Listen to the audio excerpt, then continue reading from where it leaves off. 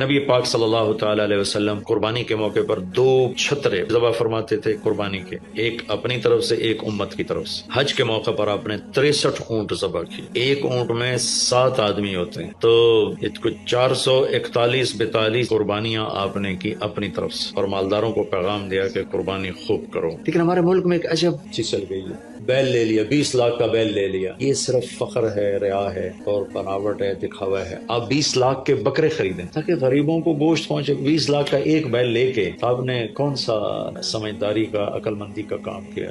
وہ کراچی مجھے لے گئے منڈی میں، تو 5-5 لاکھ کے بکرے کھڑے ہوئے، تو میں تو حیران پریشان ہو گیا، بکرے کی قیمت 5 لاکھ۔ تو وہ جو مالدار لوگ ہیں ان میں ایک مقابلہ بن گیا ہے اور ایک فخر بن گیا جی میں 20 لاکھ دا ذبح کیتا، میں 10 لاکھ دا ذبح کیتا، ہم نے تو بھائی 50 لاکھ کا ذبح کر دیا۔ میں آپ سب بھائیوں کی منت کرتا ہوں، اللہ نے آپ کو رزق دیا ہے تو آپ بیوقوف نہ بنیں، آپ اس کو صحیح خرچ کریں۔ آپ 20 لاکھ کے جانور خریدیں۔